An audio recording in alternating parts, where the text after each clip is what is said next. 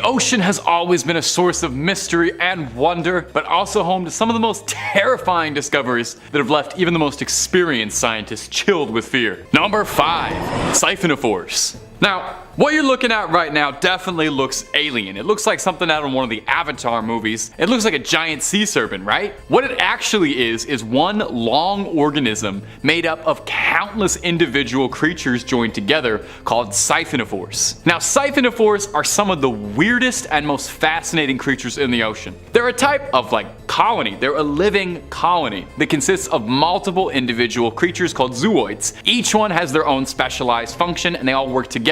From their appearance and behavior, there's not really a lot of things like Siphonophores out there. They come in all sorts of shapes and sizes, but they all share a basic structural design. They consist of a long, slender stem, or like a stalk, with multiple branches or tentacles coming out of it. Each of these branches or tentacles is actually an individual little zooid, specialized for a particular task like feeding, swimming, or reproduction. Oh, everybody's jealous of the reproductive zooids. Always a feeder. One of the most interesting aspects of them though is how they eat actually. They're active predators and they use those long tentacles to capture small fish and plankton and stuff. However, unlike a lot of predators, Siphonophores don't just use their tentacles to capture their prey. What they do is they use these stinging cells called nematocysts, which are located on the surface of their tentacles to paralyze their prey. And once their prey is immobilized, tentacles coil around and bring it to the Siphonophore's mouth, which is located at the base of the tentacles. And yep, you are definitely going to be thinking about that tonight when you try to go to sleep. Now, despite all these cool things I have told you,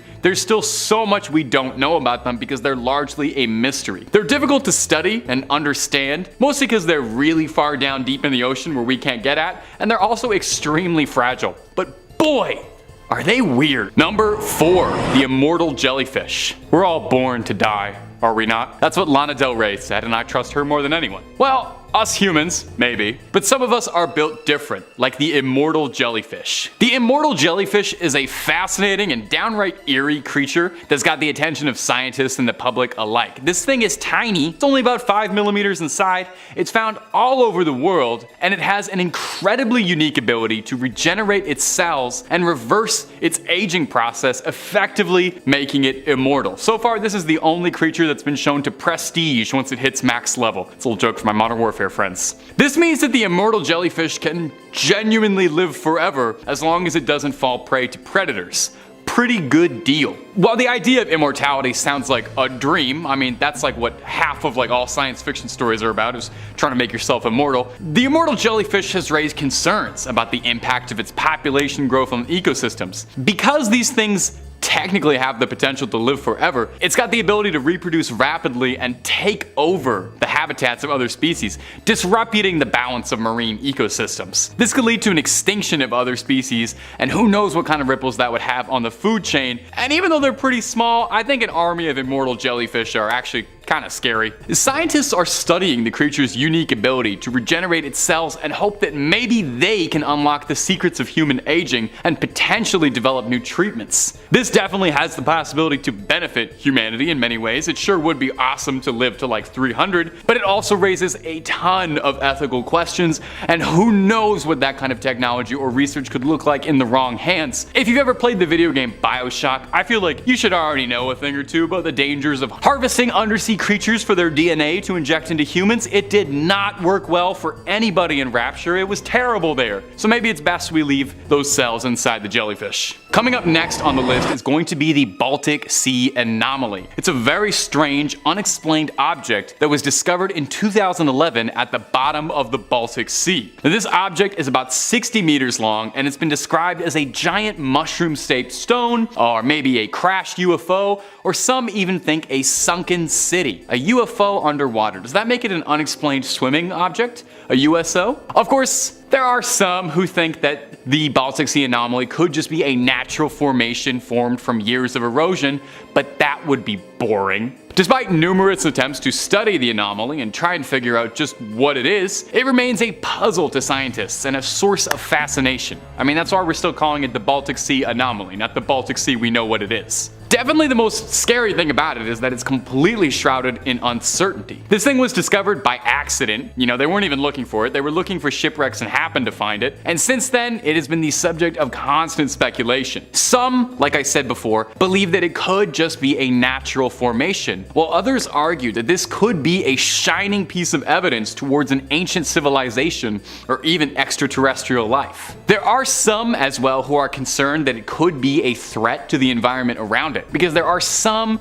studies that have suggested that possibly the object could be leaking toxic chemicals or even, God forbid, radiation, which would have some pretty scary implications for the Baltic Sea and the people who live near its shores. As well, the fact that we know just like so little about this thing makes us wonder what could happen in the future. Could this be a Godzilla situation where this is a sleeping kaiju beneath the oceans that's gonna come up and destroy a city? Probably not, but it could be. The Baltic Sea anomaly, we may never find out a single thing about it. It's gonna keep our imaginations going for years until we figure out just what it is. Who knows what dangers could be lurking? Could be nothing, but could be something. A reminder of how little we truly know about what lies beneath the water. Number 2, Sakoyam. What is the last thing you think you'd want to discover at the bottom of the ocean? Is it the Kraken? Cursed pirate treasure? A cavern full of misshapen skulls and bones? It's the last one. That's the only real one out of the 3, because that's our next point. This underwater cavern in particular, one Sakoyam, is located in the Yucatan. It's a cenote, and a cenote is a natural pit from the collapse of limestone bedrock that exposes groundwater underneath. And the Mayans sometimes used to use cenotes as places to perform like a little bit of human sacrifice, like just a little bit, like a teeny tiny little bit of human sacrifice. This cenote sits outside the ruins of the ancient Mayan city of Mayapan, south of the capital of Yucatan. It was a major political center from the 12th to 15th century and contained within its stone walls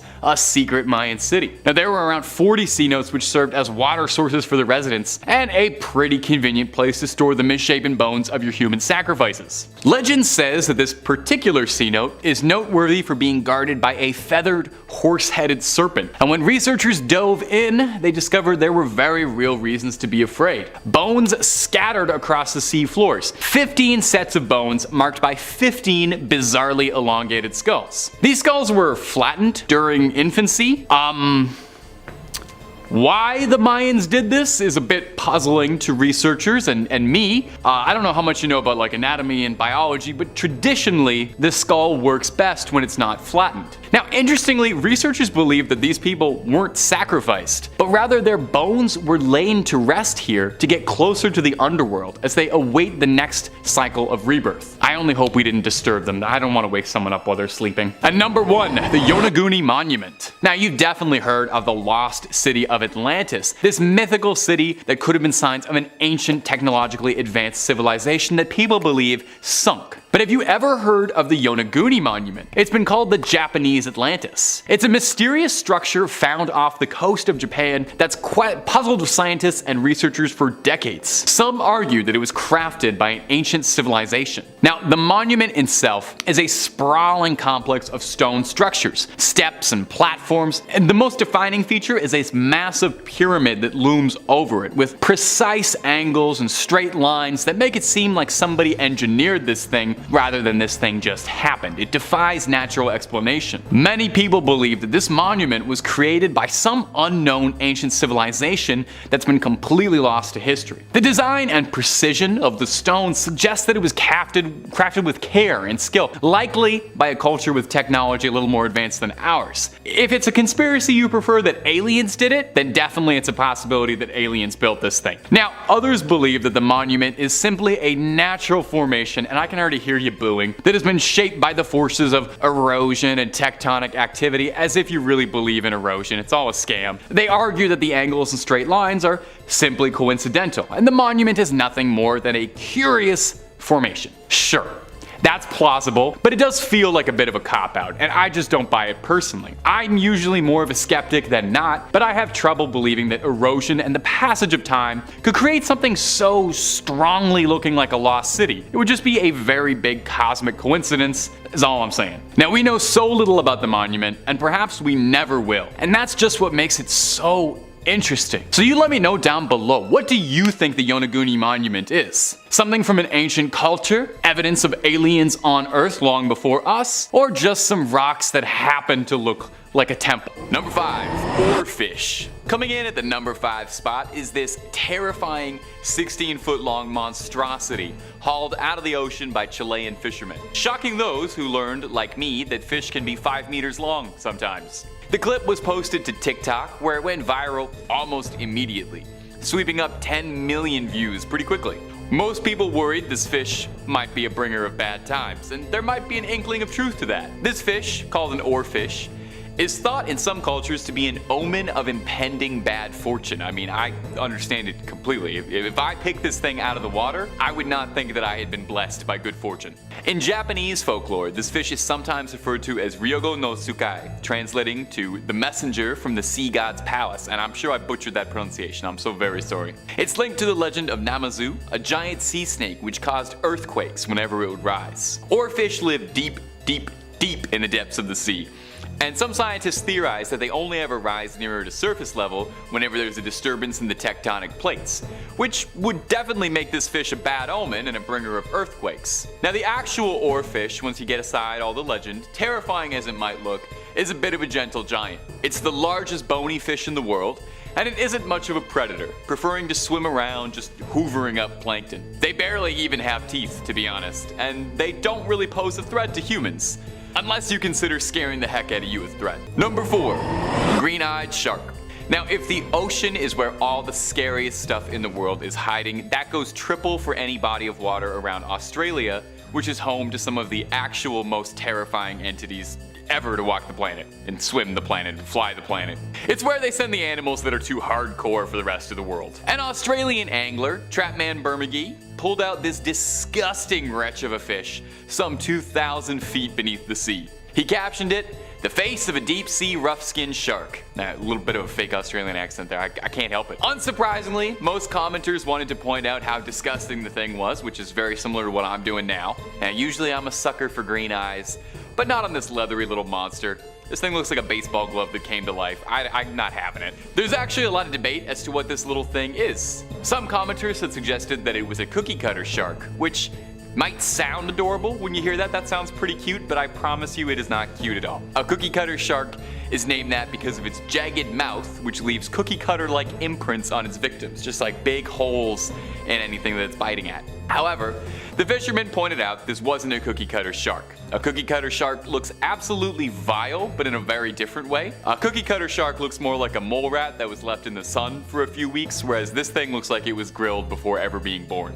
Now, another commenter suggested that this shark could be something called an endeavor spur dog shark, which is a mouthful and a half. Now, whatever the creature is, it goes without saying, I want very little to do with this shark. Number 3. Long-nosed Chimera. You wouldn't really expect anything horrifying to exist in Newfoundland. It's a very pleasant place. You think it's mostly just chips and Jig's dinner all the way down. Well, for Gary Goodyear, a fisherman out of Templeman, Newfoundland, he pulled this long-nosed Chimera out of the water and gave himself quite the shock. His nets went some 2,000 feet down into the water, where he unearthed this long-beaked mystery fish. When he pulled it up, the crew could not believe what they had seen. It was not at all what they were expecting. I have to include this quote from one of the articles because it's too newfie not to include. Goodyear said, "We're hauling away and by I seen this coming around the roller. I said, 'Good God, what in the heck is that?'" Now, when he first pulled it up, he wondered at first if it might have been a platypus because of the impressive snoot on the beast. He described this pelagic nightmare's beak as being very rubbery, like cartilage. No one on the boat had any idea what they had found, so they kept the body of the fish and took it to a local fishery in the hopes that someone could properly ID their mystery monster. Luckily, somebody actually knew, and it got correctly identified as a long-nosed chimera, an ancient deep-sea dwelling fish famous for its green eyes and, putting this gently, its monstrous appearance. The reason that its nose felt like cartilage is because the fish is completely cartilage from nose to tail. It's actually boneless. So this fish is a spineless coward. The creature most likely perished as it was being pulled up. An extreme pressure change from being 2,000 feet beneath the sea gave it a serious case of the bends. Maybe was a blessing in disguise, because I'm not sure I'd want to see this thing alive. I'm not sure I'd want to see it thrashing around on the floor of a commercial fishing boat. I think that wouldn't be good for anybody. Number 2. Decorator Crab. Our next spot comes to us all the way from Thailand. Some local fishermen in Koh Yao Noi pulled up their nets while fishing for crabs and discovered they'd brought up an alien-looking creature with them that mystified them. They couldn't identify this thing. Take a look at this creepy little crawly. Kinda looks like a spider that's got a good fashion sense, got really into accessorizing. But it almost kinda looks like it shouldn't be moving at all. Like it's just some garbage that got cursed into being alive, or maybe some seaweed that developed sentience. The fishermen were understandably pretty puzzled by this thing, so they decided to post a video of the then unidentified critter, hoping to get some answers, and for once, the internet was actually helpful. The creature was correctly identified as a decorator crab, which is not something I'd heard of before this video, but I am so glad I learned about it, and I am even happier that I can pass it on to you. A decorator crab gets its name for its habit of using whatever it can scavenge around its environment to make into camouflage from predators. Now the really cool thing is that they'll use literally anything they can find. Debris, garbage, they'll even use little bits of other animals in a gruesome manner like fins or parts of a crab shell. If it can be attached to it in some way, a decorator crab will stick it to itself. They're covered in tiny velcro-like hairs that allow them to attach their findings easily. I would love having that. It would save me so much time getting dressed. They've been recorded chewing on things like kelp or seaweed to break them down into more easily attachable accessories. Now most of the creatures on this list have been weird and scary and kind of look horrifying, and I'm not gonna lie, the decorator crab kind of looks pretty scary too, but I absolutely adore the decorator crab. It is showing up every other creature in the ocean when it comes to outfits. I love the garbage costume. It's given camp in a very good way. This thing is like a crab Lady Gaga, and I love it. Number 1, Ghost Shark.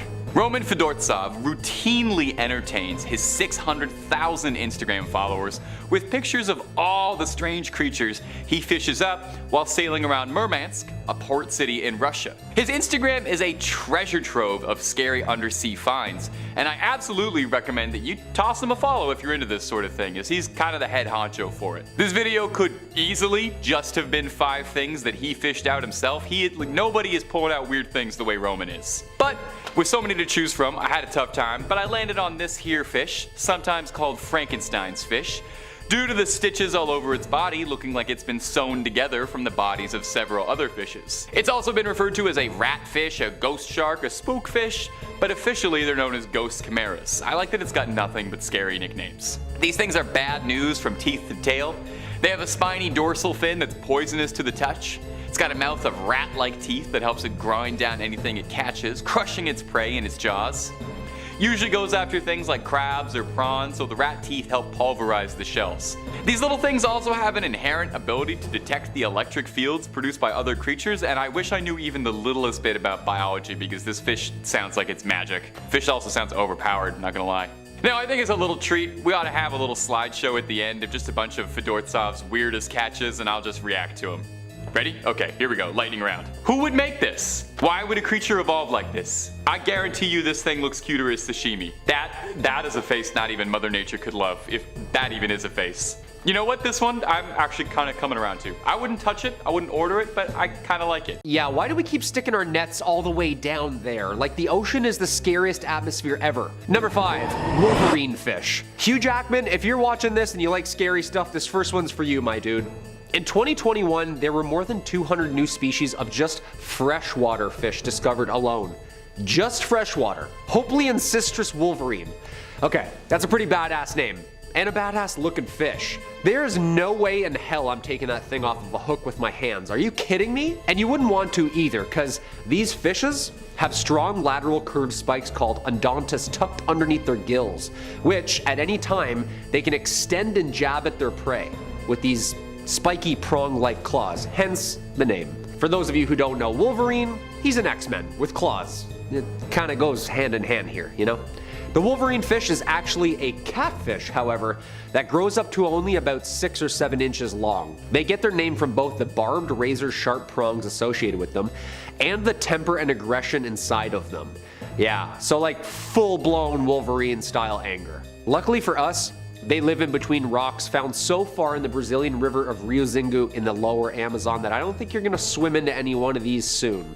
I feel like that's where the scariest fish are, the Amazon. Also, kind of confusing, biologists. So many species and names alike, but not alike. Catfish, wolf fish, half wolf, half man, X-Men fish. Like every day there's a new fish. Wolverine fish are only herbivores and graze on algae and detritus tucked away deep under rocks. So the likelihood of you just like stepping on one of these are pretty low. Might scare you away from their home, but they won't eat you. Just don't go flipping over any rocks and reaching underneath murky water in the Amazon. That's all I can say for this one. Number 4, alien fish? Well, one magnificent alien fish, Advena magnifica, which translates to magnificent alien, hence the name. No, it's not from outer space or anything, don't panic. Technically, it's not even a fish. This sea sponge literally gets its name because it just looks like E.T. Hey, I didn't name it, they did. To be fair, it does look like E.T. the alien, come on. The long neck, the huge head, the big eyes, it's literally perfect. This year, a new sea sponge was discovered officially. Well, plucked back in 2017, but they're sure now that it's a completely new species. Over 6,000 feet deep in the Pacific Ocean, research team from the Smithsonian National Museum of Natural History came upon a mesmerizing seascape. Dr. Chris Ma of the team dubbed the scene, quote, a forest of the weird. The sea sponge rises up from the seafloor to look exactly onto the direction of the current, mouth open, hoping to swallow up some bacteria to eat. That's sick. Just an alien sponge sticking their ET heads out, catching the breeze, hoping for some fast food. Doesn't sound like a bad gig. The 2 holes of the sponge that give it its signature ET eyes appearance are clearly visible on the outside of its head. These holes, technically oscules, serve as openings of which the sponge pumps water out of. The sponge is covered in even tinier pores where the water is drawn into the sponge along with tasty bacteria and other small prey. Just sucked in through small chambers and the water's pumped out through a bunch of canals. Cristiana Castello Branco, the researcher who found this deep-sea gray, explains the importance of this discovery by saying, quote, as all of these organisms are intricately connected, by documenting and describing marine biodiversity, we are building a better understanding of life and the impact of humans on Earth. Yeah, 100% we're all connected. Let's give these little dudes some clean water. How about that, people, all right? No more Mountain Dew bottles just thrown into the lake. Pick it up. Number 3, bulldog fish. Catfish, wolverine fish, now bulldog fish. When are we just gonna have a fish, you know? The bulldog fish, or the Xenactinus oryx. That sounds like a Decepticon, doesn't it? Xenactinus oryx? Roll out. Well, it's Autobots. Never mind. This thing can truly teach a new dog some old tricks. Like 90 million years old tricks, because our newest discovery is actually a really old one. Extinct, thankfully. You wouldn't want to haul this thing up in your net. The Dino of the Week blog states that some of the longest bulldog fish ever may have once even measured up to 6 meters long. Yeah, that's like a regular sized shark. The bulldog fish fossils may be quite valuable as well. A fully intact, complete framed specimen sold for about $110,000 at Sotheby's auction house. Is this the reason fish and chips are so expensive nowadays? Like, what's going on here? This scary dude roamed the warm, shallow waters of the Western Interior Seaway that split America in 2 halves during the Upper Cretaceous period. Distinguished by their heavy, bony skull and armed to the tooth with teeth like a nightmare, last year, Andy Moore, a local fisherman, made a discovery while taking part in a fishing competition in Nebraska. When he brought his kayak over to free his line, he first thought that it was a skeleton of something that had recently died, so he just returned back to his tournament. He contacted the sheriff's department after the tournament, worried, and they got back to him saying it was his lucky day. Dude, imagine just reeling in a 90 million year old fish during a fishing tournament. Like, I hope he won. That's definitely first place, isn't it? Oh, Andy? Oh yeah, caught a 90 millioner, yeah. Number 2, the barrel eye fish. Tubular eyes, bro. No, seriously, your tubular eyes actually are very rare and also significantly puzzling. Say hello to the barrel eye fish, or the Macropina microstoma from the Opisthoproctus species, meaning backwards in Greek, to signify their uniquely designed flipped up eyes luminously inside alive in their head, or backwards. Generally directed upwards and back to detect the silhouettes of both predator and prey, although they can move their eyes back to forward. Basically, they have a sunroof above their head that they can look up from inside their own head. Hey, that's pretty tubular, bruh. They can be found deep in tropical waters in the twilight zone, between 600 and 800 meters down. There are fish that gaze upwards through their transparent heads with eyes like mesmerizing emerald orbs. These domes are huge spherical lenses that sit on a pair of long silvery eye tubes, hence its common name. The barrel-eye fish has a green tint over their eyes, which even acts as kind of like a sunglasses to help them track down prey in any sort of lighting. There is literally nowhere to hide, even for a bioluminescent fish. Barrel eyes are one step ahead the entire time. After years of only seeing dead, net-caught specimens, in 2021, Bruce Robinson with the Monterey Bay Aquarium Research Institute in California and their high-def cameras finally got a pretty good look at these dudes using remotely operated vehicles. Dude, these are apparently really rare. Side note, is this how fish are evolving? Like their heads are becoming see-through all of a sudden? Because this is terrifying. Like imagine a shark with a sunroof. Number 1, the snapping shrimp.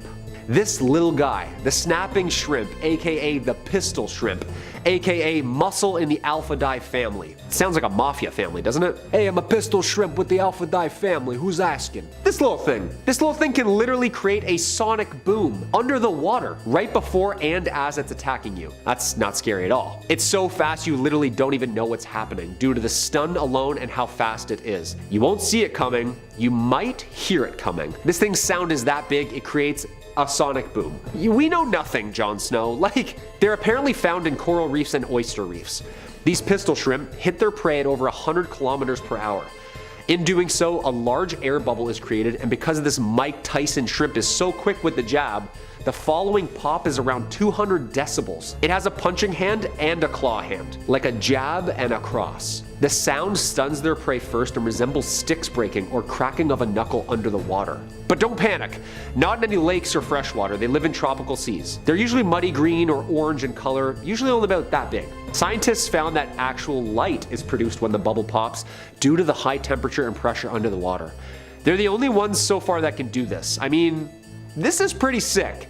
And also pretty terrifying. The knowledge that fish are starting to learn how to flashbang other fish like they're clearing a room in Call of Duty. Dude, that's where I draw the line. I'm not going swimming anymore at all. Y'all love the first one, so here's 5 more scary deep sea diver discoveries. Number 5 on this list is a mistake. So I know that's kind of weird. How do you discover a mistake? Well, in a story from One Dumb Diver, and yeah, that is their actual handle, they do just that. They write, when I was 15, I took the family boat out and dove the reef myself to clear my head. That was mistake number 1. I was down at a depth of about 90 feet when I was only rated for 60. While diving, I spotted a 3.5 meter mako shark coming right at me. For those who are unaware, makos are basically the cheetahs of the ocean and they only have 2 speeds. Curious, which is harmless, and lunch. This guy was in lunch mode, so I hovered, as I'd been trained to do since there was no way for me to escape it. Nowadays, we dive with shark shields, which emit electronic pulses that freak the sharks out and keep them away, but back then, what we used was essentially a chainmail sleeve, the idea being that sharks hate the taste of metal, so if you give it your arm, it'll bite down, decide you're gross, and move along. So I wait, and it comes, and I make a perfect move to give it my arm. However, just before the crunch, it occurred to me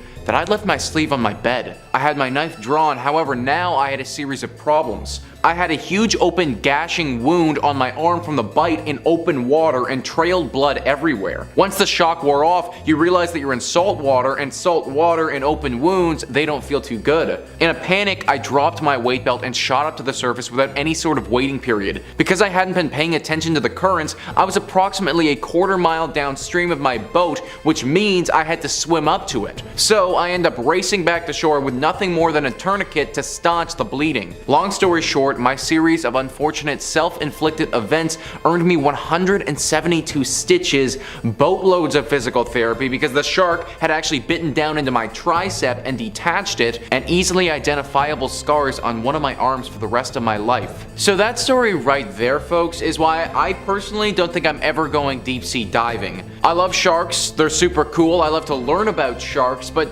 I am more than happy to keep them in a tank at the aquarium and learn about them in that way. Swimming with them or discovering one in front of you on the day that you also forgot your protective gear, not something that sounds like a great time. Number 4 on this list is a barracuda. El Herrera 9519 writes, One time when my parents visited Mexico, they went diving and my mom was slightly lower down than my dad, looking at the ocean floor. My mom had on a gold necklace that was floating in the water around her. It was a sunny day and a fairly shallow dive, so it was sparkling. My mom looked below at all the critters when my dad grabbed her and started frantically shaking her arm to get her attention. She looked up and a barracuda was directly in front of her, staring intently at the shiny necklace. She slowly moved up her hand to cover the necklace and then slowly and calmly moved away from it, and it took off without bothering them anymore, but still pretty unsettling and taught my mom to be a little bit more aware of her surroundings when diving. So I looked it up, and barracudas can grow to be 1.8 meters in length. Pair that with their extremely sharp teeth and the fact that shiny objects remind them of the little silverfish that they eat,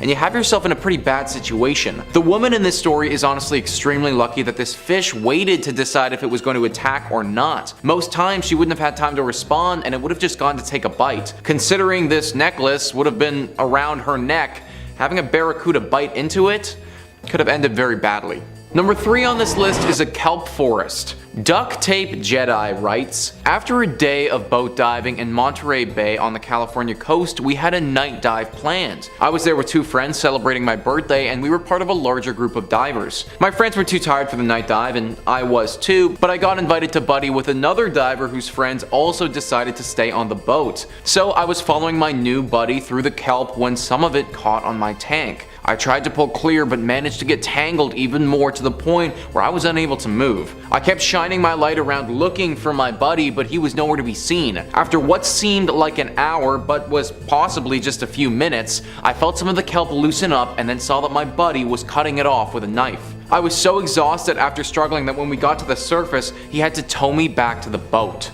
So discovering a full-on kelp forest, I mean, that would honestly be really cool, I think. Obviously, what happened to our diver would have been incredibly scary though. Having to wrestle for over an hour or however long he was there for with some kelp in the dark, probably thinking that you're going to drown, doesn't sound great. But if you did discover a kelp forest and that didn't happen, then I think it'd be pretty sweet. If you're going to go though, then make sure you carry your own knife, because you wouldn't want to end up like our friend here. Number 2 on this list is a body. This story is from Texas Guy 911, and he says, I was diving in a local pond with a group of much more advanced cave divers than I was. I'm leading the dive as to get used to the pressures and responsibilities of heading the procession, and they're mentoring me. The known horrible visibility makes it impossible to navigate by compass, so we follow a line put by other divers. These lines go from one sunken item to another. So I know I'm about to hit a small sunken boat, but I don't remember which one. There are a few similar in a row in the same state of decay. I'm the first in the group, and I get to the boat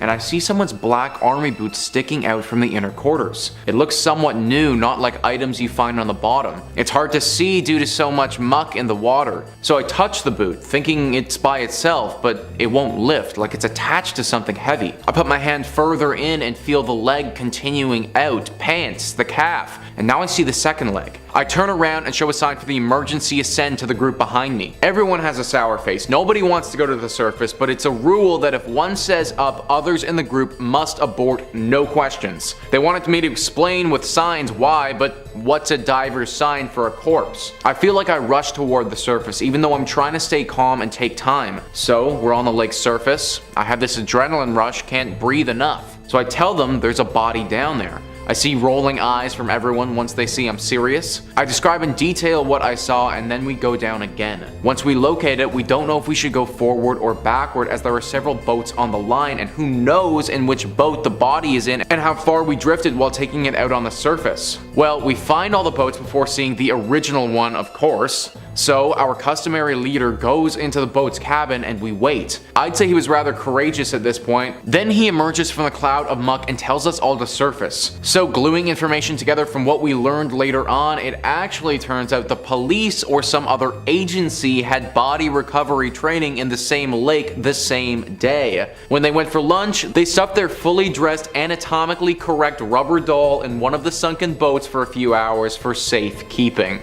So that didn't turn out to be an actual body, but I still think this would have been super scary. To feel a leg and then another leg in the darkness of the water like that on one of your first dives, I mean, that would be a lot. Maybe I'm just weak because deep sea diving is just not for me, but honestly, that would have scarred me for potentially life, whether the body is real or not. Number 1 on this list is a survivor. Off the coast of Nigeria roughly 8 years ago, a tugboat broke down and sank to the bottom of the ocean. 3 whole days later, a diving crew went out to the wreckage to see what was down there and recover the dead bodies. It was thought that no one could have possibly survived the crash and that all 12 people on the boat were dead. That's why the crew was so shocked when they found someone had actually survived. Maybe this doesn't seem as scary as finding someone who had died, but we're lucky enough to have the actual clip of them recovering this person and just watch as the hand comes out. Alright, you found one, yeah? He's alive, he's alive. The startled dive team discovered the tugboat's cook had survived for 3 days. So that one image of having a hand reach out of the dark and stormy nothing would have actually terrified me. Not to mention that man who survived down there. That would have been 3 days by himself surviving in this tiny air pocket, most likely believing that the world has left you for dead. This is definitely one of those scary discoveries that's for the better because someone's life was saved, but as the Reddit user Edgar writes, I can't imagine how creepy and unexpected it would be to be on a mission to recover the dead and have a hand reach out to you like it did. Number 5, 54 hands. In cartoons, you know, Tom and Jerry, Looney Tunes, that kind of thing, they're always fishing out stock garbage, like a fish skeleton or maybe a boot. And I always thought that was pretty funny. You know, imagine pulling up just a totally random thing out of the water. I imagine it's a lot less funny in real life though, pulling up severed body parts or 54 severed body parts, you know, kind of like pieces of a terrible puzzle. In 2018, fishermen in the Beshienya channel of the Amur River made a horrifying discovery when they fished up a bag containing 54 severed human hands. I think we can all agree that's probably one of the worst things ever that you could probably fish up. That's gotta be very low at the bottom. At first they pulled up a single hand, and that would have been enough to make this list, and then the fishermen shortly pulled up 53 other severed hands in a little sack. Someone out there is missing a collection, clearly. Now, I don't know a ton about Siberia's wildlife, but severed hands aren't indigenous to Siberia's rivers and lakes, meaning someone put them here. Investigators gave no clues as to who the hands might have belonged to at one point or why they were all discarded in this manner. The hands were wrapped in plastic shoe covers and bandages, and police took fingerprints from the hands to see if maybe they could be traced, maybe they could get some back to their owners. Now, theories about why 54 severed hands in a bag washed up have unsurprisingly prompted a lot of wild speculation. Really, you can kind of take your pick where you want to go with this. Severed as part of some punishment of a crime syndicate, a lone lunatic with a collection, some sort of demonic satanic ritual, or is it something deeply macabre but explainable? Now, a prevailing theory from local police is that the hands came from a medical scenario, and that means amputations, cadavers, students, does not nearly begin to explain how 54 of them ended up in a bag and then in the river though. And to think they'd probably still be there if it wasn't the right hook at the right time. Weird thing to think about. Coming in at that number 4 spot is this terrifying 16-foot long monstrosity hauled out of the ocean by Chilean fishermen, shocking those who learned suddenly that fish can be 5 meters long sometimes. A clip of the oarfish was posted to TikTok where it went viral almost immediately. Little fishy fever sweeping up 10 million views. Most people worried this fish might be a bringer of bad times, and there might be an inkling of truth to that. The fish is called an oarfish, and it's thought to be an omen of impending bad fortune, which I understand completely. If I was having a nice day on the water and I pulled this thing out, I would not think that I had been blessed. I would not think that good things were about to happen to me. In Japanese folklore, this fish is sometimes referred to as Ryogo no Tsukai, translating the messenger from the sea god's palace. linked to the legend of Namazu, a giant sea snake which caused earthquakes whenever it would rise. Now, oarfish live deep in the depths of the sea, really way down there. And there's a theory that they only rise nearer to the surface level whenever there's a disturbance of the tectonic plates. That's the big crust that makes all the earthquakes happen, which would definitely make this fish a bad omen and a bringer of earthquakes, and you understand where the folklore behind it would come from. But here's something for you. The actual oarfish, terrifying as it looks, is a gentle giant. It's the largest bony fish in the whole world, and it isn't much of a predator, so don't worry about it. It looks like it could swoop you up whole. It's not going to. It prefers to swim around hoovering up plankton. They barely even have teeth, actually. And they don't pose a threat to humans at all, unless you consider scaring the heck out of you a threat. And I hope not, otherwise I'd be threatening you guys every single day, twice a day. Number 3, basket star. Now, whenever I do these videos about the ocean and all manner of strange monstrosities that live beneath the trenches, I feel like I discover all these new species, and more often than not, the species I discover are ones that I probably would have been fine not knowing existed on this earth with me. When I find out for even 50 seconds that these things live on Earth, puts the fear of God into me. Makes me understand that I could die. Look, I like ocean creatures fine enough, but whenever we do these videos, I just think about how they feel, and I can't imagine our next creature would feel pleasant. This horrible little bundle of spaghetti is called a basket star. It's a very ugly looking fish. I'm sorry, basket star. I mean not to pass judgment, it's just that you're ugly. Maybe a basket star came up on your TikTok timeline recently when an angler from Singapore caught the strange creature and posted a video of it, gaining viral traction as we all came to gawk at the weird tentacled creature. The angler, one Ramlin Same, caught the basket star on one of his usual fishing spots off Pulau Ubin. The creature was writhing and wriggling with what looked like more than 100 wiggly little appendages. Ugh, it looks like all the stuff that collects at the bottom of the sink, you know? Looks like if you put your finger in that, you'd never get it back. I just don't like looking at it. At the time, he thought at first that it was just a bit of seaweed being pushed around by the waves, and when he pulled it up, he thought that possibly the creature was an alien, which I totally get. If I pulled this thing out of the water, I would be calling the FBI. Now, while that would have been pretty cool, it's just this freaky little critter. Now, because they're deep sea creatures, it's rare that humans get to see basket stars up close or study them, which is what made Ramlin's catch all that much more interesting. We actually don't know a ton about these bizarre little creatures. But the other thing that made it so interesting is just because, come on, look at how weird this little pile of noodles is. That exists. That exists on the same planet as you.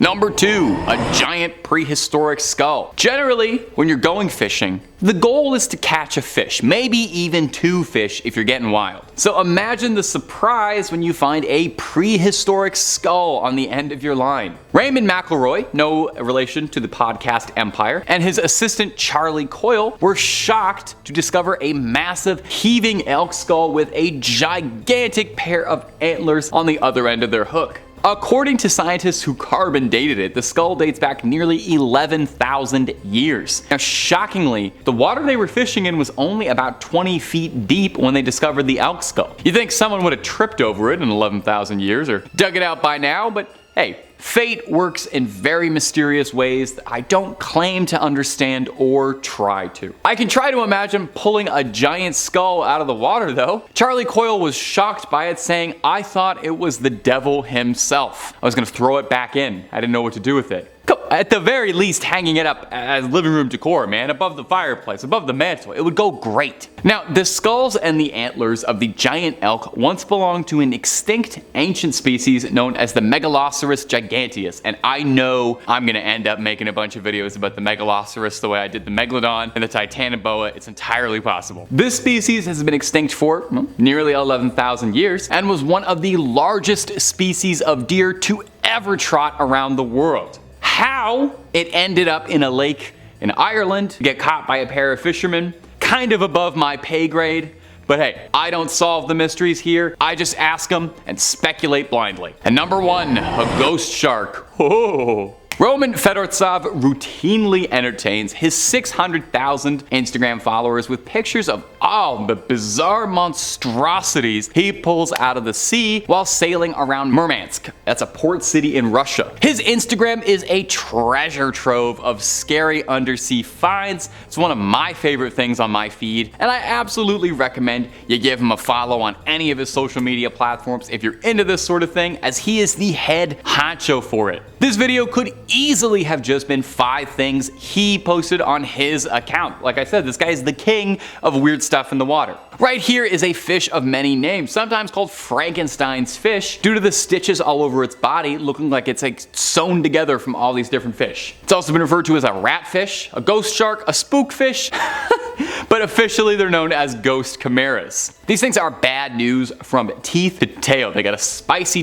They do not have a spicy dorsal fin. They might taste amazing, but I doubt it. I mean, look at the fucking thing. They have a spiny dorsal fin that's poisonous to the touch. It's got a mouth of rat-like teeth that helps it grind down anything it catches, crushing its prey in its jaws. Now, it usually goes after delicious things like crabs and prawn, so the rat teeth help pulverize tough shells. You're not really supposed to eat the shells, but it's a fish. Nobody told it that. It also makes for a very handy nutcracker. Now, these little predators also have an inherent ability to detect the electric fields produced by other creatures. I'm just reading fun facts off a Wikipedia page. I wish I even knew the littlest bit about biology, because that makes this fish sound magic. I didn't know fish had like electricity. I should have paid attention in school. Too late. Now I'm here. Now I'm reading YouTube. I could have had a different career. Now, I think as a little treat while I reassess my life and my career path, we ought to have a slideshow of just a bunch of Fedortsov's weirdest catches. We'll do a little lightning round of some freaky sea critters, and I'll react to them. We'll have fun. It's gonna be a great way to end the video. We're all gonna laugh. All right, here we go. Ready? Ready? Baby, that's a face not even Mother Nature could love. I don't mind this one. I wouldn't touch it, but I like it. I like it, the cut of its jib. I'd play cards with this one.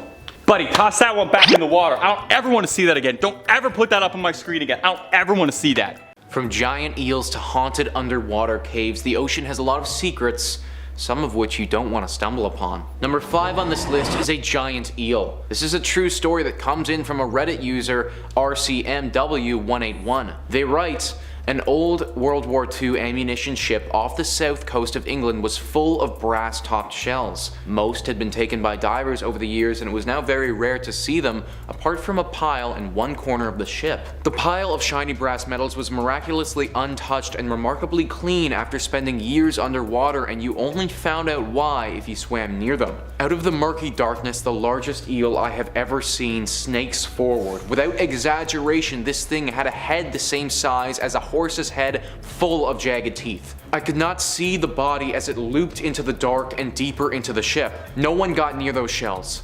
Turns out for years this thing had been guarding the shiny brass shells, slithering over them, making them shine. We found out at a bar later that he was famous in the area, and many people went to the wreck just to see him. No idea why this giant creature was guarding them like a dragon and its horde, but some said eels are like magpies and like shiny things. There are multiple scary discoveries in this story in my opinion. First off, our Reddit user just glosses over the fact that they're in a sunken World War II munitions ship. They don't say so, but I would have imagined that people would have died on that ship when it sunk, and there may have even been some remains of the dead still down there. Then to come face to face with a giant eel that is extremely protective over these brass shells would be terrifying. If that was a giant moray eel, then those creatures can grow up to 2.5 meters in length and can be very deadly in the water. Had that creature interpreted what our diver was doing as threatening, then they may not have made it to shore later that day to be able to share the story. Number 4 on this list is a freezer. This story from a Reddit user is just all kinds of creepy. Count_Dynamo writes, I've done a number of dives, and the strangest thing I ever saw was a large deep freezer with a heavy industrial chain wrapped around multiple times with about 5 cinder blocks attached. It was very rusted, and the deep freezer itself had to have been 30 years old, probably more. This was about 90 feet just off of Vancouver Island, Canada. The situation gave myself and the other divers the heebie-jeebies. Logged the GPS and depth coordinates and notified the police.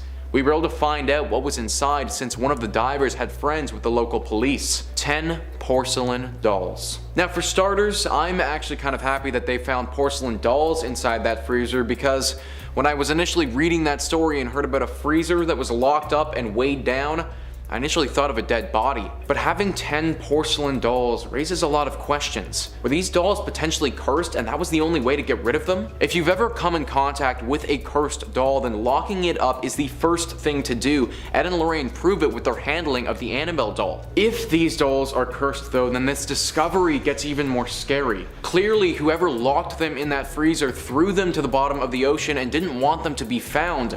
Bringing them back up to the surface probably wasn't the best idea. Number 3 on this list is a color change. Now, a color change doesn't really sound that scary at all, but in this particular case, it's definitely pretty creepy. A diver writes, I was diving off the coast of Fiji and we went through a natural tunnel, like a 10-meter cave/passage through a rock formation. So we start swimming through the cave and suddenly the light was weird, like the blue tint from the water has been replaced by a red one. Now all divers will know that this isn't only weird because the color changed, but also because red is the first color to disappear after a certain depth, usually between 30 to 40 feet, and we were well over 70 feet. Also bear in mind this was late morning on a sunny day. So imagine this scene. Me and my dive buddy are going through an underwater cave and suddenly everything, for no apparent reason, is tinted red, a color that you were literally supposed to be unable to see while diving at that depth during the day. Upon exiting the cave, everything was back to blue.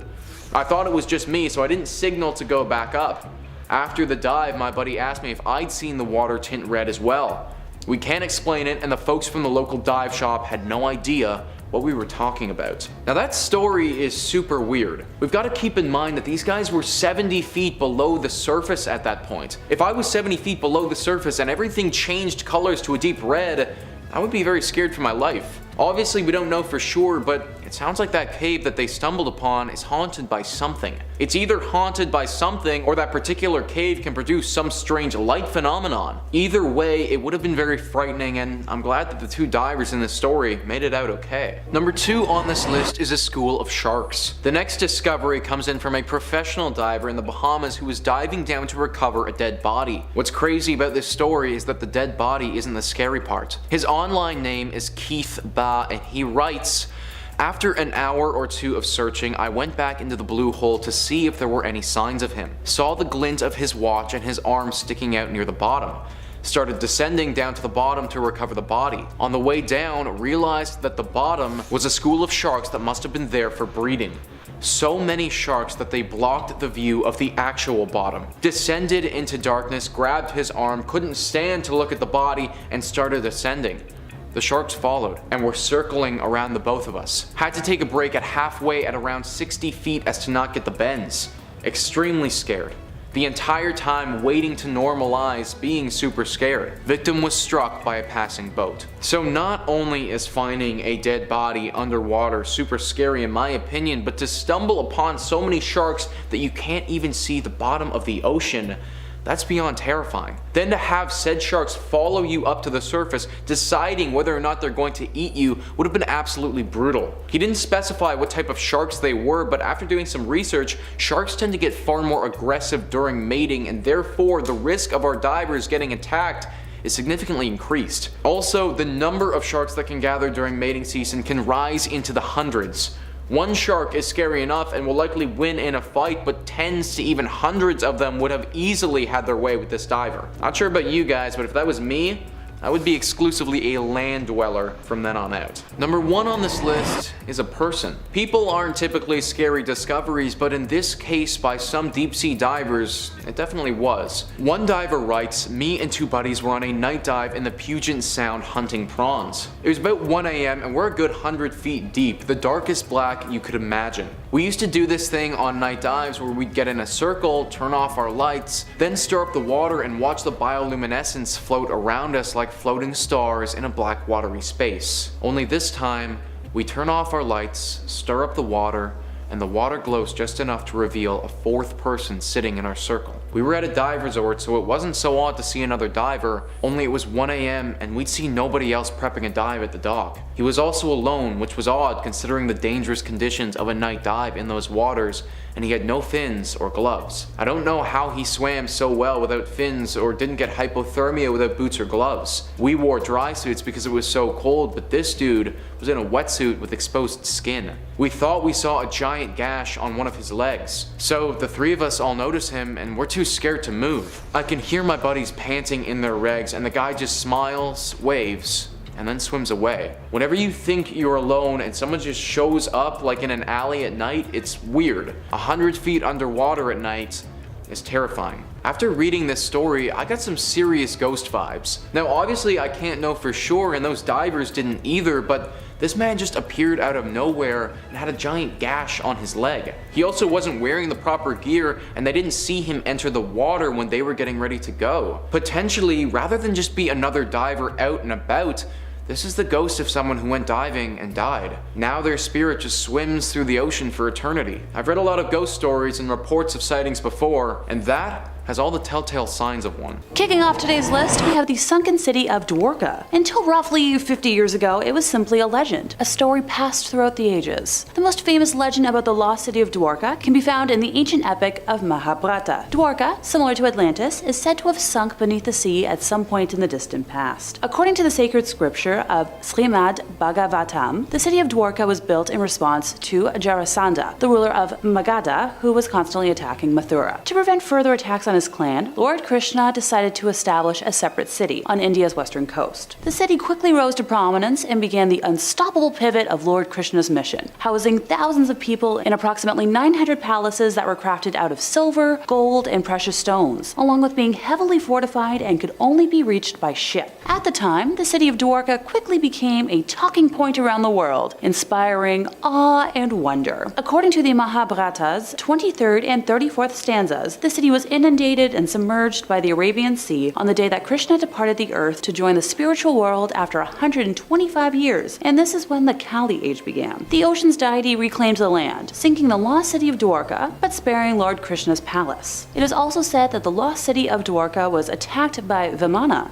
a flying machine. The description of the fight encourages ancient alien theories, as it appears that it was fought with sophisticated technology and powerful weapons from orbit. The spacecraft launched an attack on the city using energy weaponry, which resembled a lightning strike to onlookers, and it was so devastating that much of the city lay in ruins following the attack. A marine scientist discovered remnants of an underwater civilization near the coast of Dwarka, the city that's still on land that is, in the 1970s, and in 2002, scientists discovered an extremely advanced civilization from the past lying untouched beneath the ocean's surface. With the help of sound matrix and image technology, along with sub-bottom profiling, marine scientists were able to find the exact location of the city, including some stone structures. The lost city of Dwarka was officially found 120 feet underwater in the Gulf of Cambat off the western coast of India. Thanks to carbon testing, it was established that the city is anywhere between 7,000 to 9,500 years old and stretches out 7 to 8 kilometers long and 3 to 4 kilometers in width. The most fascinating, or creepy thing about this underwater city, depending on your point of view, is that all human remains are still intact. Ergo, the main reason it made its way to today's list. Look, I'm not a scuba diver, but I can't think I'd be too fond of swimming around casually, admiring, architecture, and bam! Perfectly preserved dead bodies. During the 2002 excavation of Dwarka, many mud vessels, temple bells, ancient ritualistic vessels, and other artifacts were found, with the carbon dating indicating that they date back to roughly 7,200 BC, otherwise known as the Prehistoric period. At the time of this research, scientists also found that a massive man-made wall that's almost 2,000 feet tall that has since been unearthed during periods of low tide and can't be easily seen. Granted, they're still waiting on absolute results from some strange structures made of iron they weren't able to identify. Maybe they're from the aliens? In fourth place, we have the Antarctica Sea Spiders. Okay, I'll admit it now, this one might be on the list purely because of how much it made me jump while researching. Seriously, look at the photos of these things. Yeah, this reaction is genuine. If I get nightmares tonight, I'm blaming y'all, okay? Before I start talking specifically about the big guys, time to dive into exactly what sea spiders are. Sea spiders are marine arthropods of the Pentapoda order and belong to the Pycnogonida class. They're cosmopolitan, and well, to some of us that sounds like a fancy drink. It just means they're found in oceans around the world. Lucky for me. There's over 1,300 known species, and they have legs ranging from 1 millimeter to over 70 centimeters in length, and that's over 2 feet in length. While most of them are towards the smaller end of this range, that won't qualify as terrifying now, would it? Although sea spiders are not true spiders, or even arachnids, their traditional classification as chelicerates would place them closer to true spiders than to other well-known arthropod groups, such as insects or crustaceans if correct. Sea spiders tend to either walk along the bottom of the ocean with their stilt-like legs, or just swim above it using an umbrella pulsing motion. They're mostly carnivorous predators or scavengers that feed on sponges, polychaetes, and bryozoans. Alright, time to talk specifically about the big guys. Those really long legs I mentioned a moment ago are everything to the Antarctic sea spider, since they're where its vital organs are kept, because it doesn't have much of a body. Its proboscis is also important because that's what it uses to suck the insides out of worms, jellyfish, sponges, and other soft body prey. Sounds delicious, I guess? Right now, all I can picture is like that one scene from The Lion King where Timon and Pumbaa are sucking the insides out of squishy bugs, and I'm pretty sure Simba and I are having the exact same facial reaction. For my brain's sake, it's highly unlikely for most of us to ever come across one of the giant spiders, since they only live in the oceans around the polar regions. Gigantism has been observed in a number of other Arctic and Antarctic species, leading to biologists to consult a couple of theories that certain elements of the polar environment must be conducive to humongous body size. Over several hypotheses have been put forward, with some scientists claiming that large body size may have developed as an evolutionary trait to enable animals to withstand long periods of starvation during the winter, when resources tend to become, scarce in the polar regions. While others have suggested that some of these species may be somehow descended from creatures that invaded the Arctic and Antarctic from the deep sea, where high rates of gigantism have also been recorded. However, a recent study lends support to an entirely different theory, which revolves around the availability of oxygen in the polar oceans, since oxygen is more soluble in cold water than warm water. It has been suggested that this high availability of oxygen, coupled with the fact that low temperatures slow animals' metabolism down and reduce their need for oxygen, could facilitate their gigantism. And hey, they're not venomous, so overall, they're not as dangerous. But that's not going to stop my fears. In third place, we have the Mariana Trench. I'm just going to apologize in advance because I know I'll slip up at some point, if not every time, and say Mariana's Trench out of habit. I can't help it.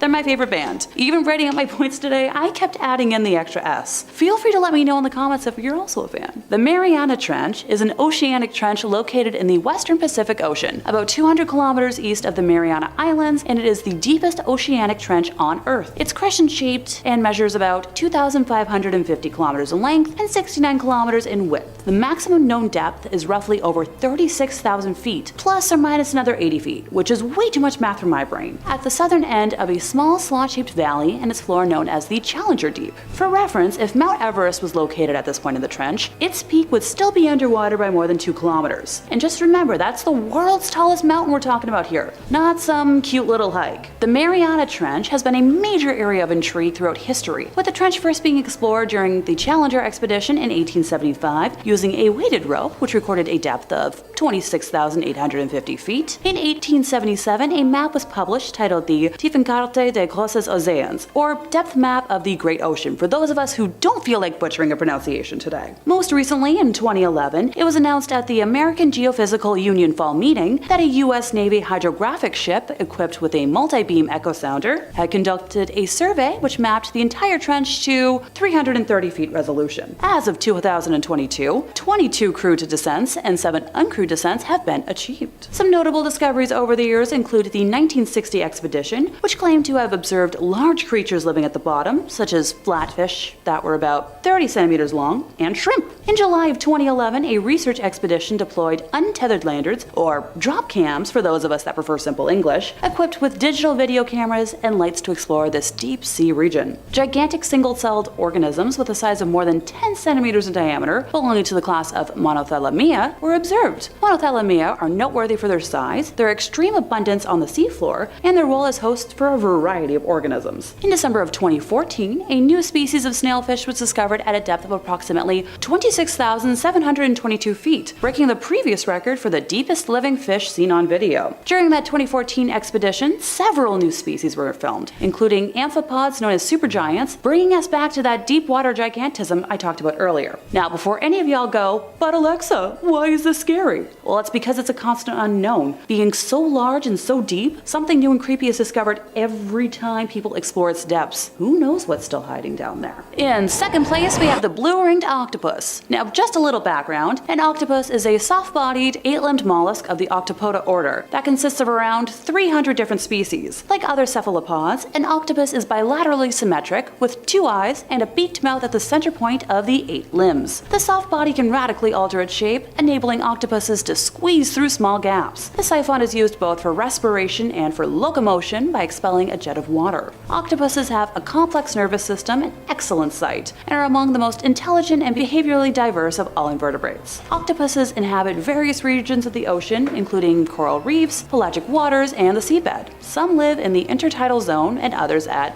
abyssal depths. All octopuses are venomous, but only the blue-ringed octopuses are known to be deadly to humans, ergo why they're my focus today. This specific species can be found in tide pools and coral reefs in the Pacific and Indian Oceans, from Japan to Australia, and can be identified by their yellowish skin and characteristic blue and black rings that change color dramatically when threatened. They eat small crustaceans, including crabs, hermit crabs, shrimp, and other small sea animals. Despite their small size that ranges from 5 to 8 inches in circumference, they are very dangerous to humans if provoked when handled because their venom contains a powerful neurotoxin tetrodotoxin, which can cause loss of all sensations and paralysis of voluntary muscles, including the diaphragm and intercostal muscles, ergo stopping breathing. The full list of possible side effects from the venom include nausea, heart failure, severe and total paralysis, blindness, and can lead to death within minutes. The blue-ringed octopus carries enough venom to kill 26 adult humans within minutes. I'm just going to repeat that to be clear, 26 adult humans within minutes. Their bites are tiny and often painless, with many victims not realizing they have been envenomated until respiratory depression and paralysis begins. Oh, and by the way, there is no such thing as blue-ringed octopus antivenom available. And finally, in first place we have the stonefish. Now, you might be asking, after the deadly octopus and a literal pit in the ocean,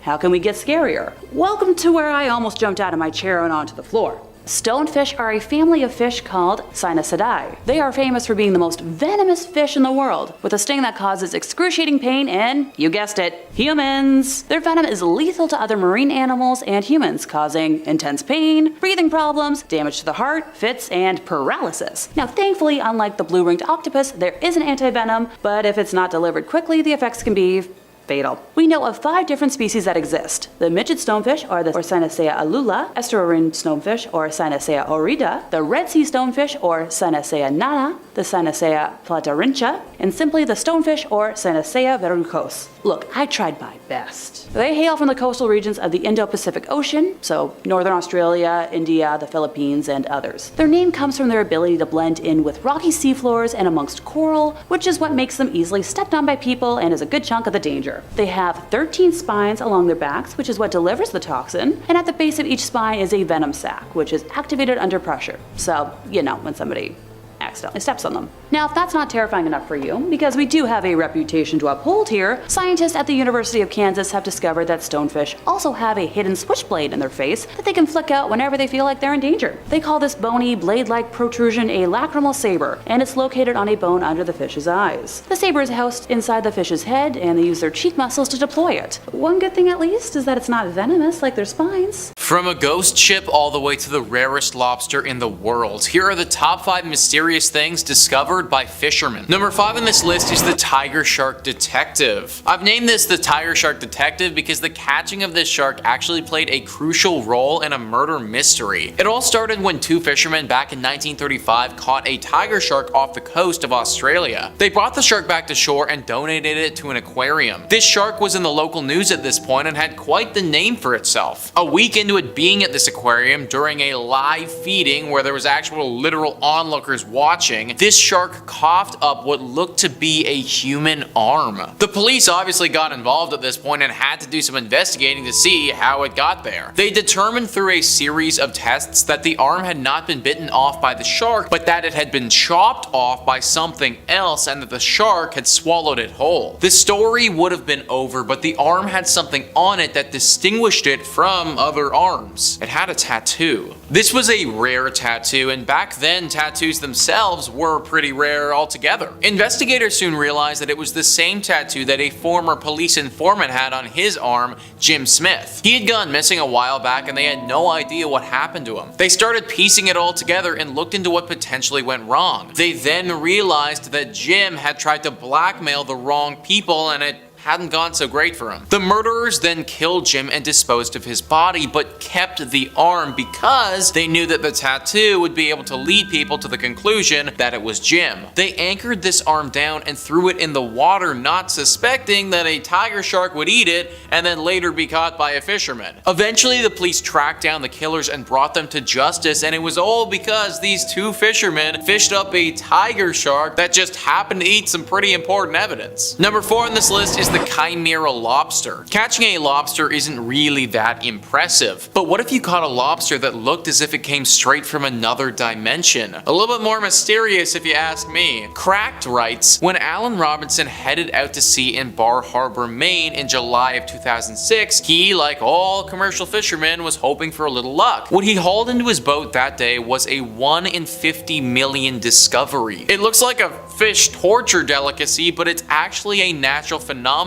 Well, if you consider something that happens practically never a natural phenomenon. A chimera occurs when two zygotes with different cells, and sometimes from different species, combine together to form a single creature or person. Yeah, there have been human chimeras who are the genetic equivalent of having non-identical twins in one body. Unfortunately, the human versions are far less dramatic looking than what you might expect based on the lobster. We're talking legendary Pokemon levels of rare here, guys. Like, this lobster is something seriously special. And just look at that thing. It's split directly down the middle. One half looks cooked and ready to serve, and the other half looks like a regular everyday lobster. This is just one way that this phenomenon can appear. There have been reports where lobsters can come out as blue before, or even harlequin. It's a very mysterious event when it happens, and one of the rarest on the entire planet. Number 3 on this list is the one-eyed shark. So before we even get into this entry, let's pull up a picture of what I'm talking about so you guys can see. This is the shark that I'm talking about, and it looks pretty fake, right? Well, that's exactly what the internet came out and said, but it turns out that this one-eyed freak of a shark thing might actually be legit. Let's pull up a few of the later shots of this shark and see how you guys feel now. Cracked talks about these other pictures and says, in these later shots, some time has passed and the creature is noticeably a little worse for wear in comparison to the originals. The gentleman in the pictures above is Dr. Philippe Galvin, one of Mexico's most renowned shark researchers. While it was reported by Pisces Fleet that Dr. Galvin had seen, studied, and produced an initial paper on this otherworldly animal and was awaiting review and publication, skeptics still voiced their disdain, complaining now that the shark had to be a creation of special effects artists and that it didn't have gill slits. But the skeptics were soon put to bed because apparently when a pregnant bull shark was recently caught by a commercial fisherman in the Sea of Cortez, the albino cyclops shark was one of the unborn fetuses found inside. Pretty crazy stuff if you ask me, guys. Also kind of creepy that the one-eyed shark is just an unborn fetus. I guess nature really do just be like that sometimes. Number 2 on this list is a skull. Finding body parts in the ocean, or actually anywhere in the world, has got to be pretty jarring. I'd imagine that probably the most jarring of those body parts, though, would be a human skull. Reeling that up on your fishing line when you're expecting to catch some rainbow trout has got to be quite the shock. Well, this case is actually way worse than that. Imagine going fishing up a human skull, and then having that human skull literally be the skull of one of your former best friends. Yeah, that's right, guys. What I just described there is exactly what went down to Barry Hunter in 2007. He found the skull of Brian Allison, someone who had gone missing several years prior and someone who Barry would often go drinking with. The commercial trawler, the Jan Denise II, was found at the bottom of the ocean several years prior. Brian Allison was on that boat, and it was assumed that he perished when the ship went down, but his body, it was never recovered. His family, ever since that ship had gone down, were truly in a horrible place mentally. They inherently understood that Brian had most likely died at the bottom of the ocean, but without ever receiving confirmation, it truly left them in this horrible gray area that they could never escape. This finding from Barry finally gave them the closure that they needed to move on with their lives. Still, it must have been absolutely horrifying for Barry, who actually found the thing and then later realized who it was. And finally, number 1 on this list is the ghost ship. This is definitely not something that you and your buddies would want to find if you're out for a relaxing fishing trip. Rocket Geeks writes, encountering other ships at sea during a fishing trip isn't such a rare occurrence, but what if they're ghost ships with their occupants still on board? In 2016, 2 fishermen noticed a strange vessel drifting about 50 miles away from the Philippines. Disturbed by the ship's appearance, they decided to board it to see if anyone was on it. What they found was the decomposing body of German explorer Fritz Bahorhat, who was last seen in 2009, which had been almost perfectly preserved by the salty air and dry winds. What's crazy to me is that this guy's ship was able to just drift through the ocean for so long without being spotted at all. Apparently, after doing an autopsy on Fritz, he had died on his boat of a heart attack years ago. His boat obviously wasn't anchored or anything when he died, so the wind and the water just